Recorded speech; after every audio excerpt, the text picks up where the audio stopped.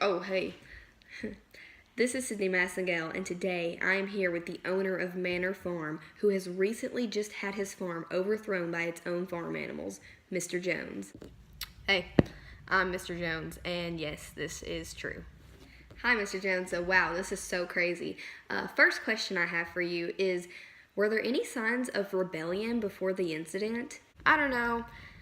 I heard my animals a couple nights before the incident that they were singing this song. It sounded like it was to the tune of "Oh My Darling Clementine," almost.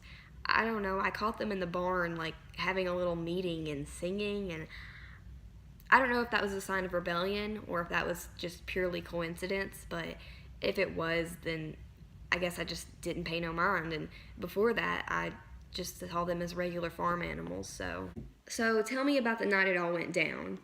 Well, it was a Saturday, and I went to the Red Lion that morning to grab a couple of drinks, and while I was away, I had the men do most of the work for me.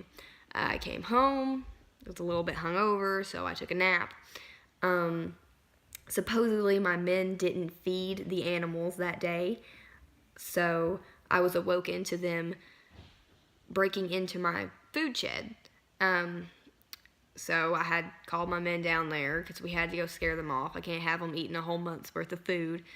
So we grabbed our whips, we head down there, and that's when they went absolutely ballistic. As soon as they saw us in our whips, they just freaked.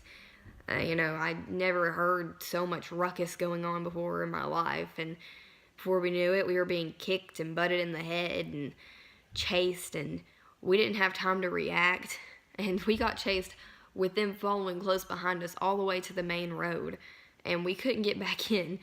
Luckily, Mrs. Jones realized what was going on. Well, she didn't really know what was going on necessarily, but she saw the ruckus and got out of there before it got too dangerous for her. So it was pretty terrifying. Do you think this animal farm is going to be a long-term thing? I do not. These animals aren't wild. They have been raised by humans their entire lives. They're not going to know what to do on their own, and they're not going to know how to take care of themselves or run a government like they are planning to do. Regardless, they're animals. They don't know what they're doing, and this won't last long. That leads me to my next question. What actions will you take to get your farm back, if any? For now, nothing. It may seem pretty crazy, but this is going to fall apart. I'm just going to drink at the Red Lion until it does. Maybe if it does fall apart and just completely fail like it's most likely going to, it'll send a message to any other animals that are thinking about rebelling against their owners, that it's just not possible to stay alive and to care for yourselves without human help or human inventions. And if it gets too carried away, then I can always just call up some buddies of mine and fellow farmers, and we'll get our guns and put an end to it. What do you believe these animals are trying to accomplish? So basically, what do you think their end goal is? To take over the human race? I don't know. I don't know what their end goal is. I don't even think they have one. I feel like they just got mad and rebelled, and now they don't know what to do, which is another reason why their whole system is just going to fail.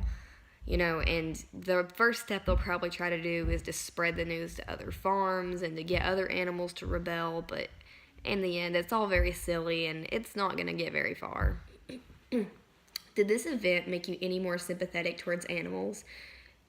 Was this an eye-opener of sorts, so that if you were to get your farm back or were to buy a whole new farm, would you treat your animals any nicer than you did previously to prevent this from happening again? Probably not. I've been pretty cruel to my animals in the past, but it's always given me the results I wanted. This is my job. I'm going to do whatever it takes to get the best results possible, because this is my career. This is how I make money. So if I have to whip my pig to get my pig to do what I want my pig to do, then I have to whip my pig.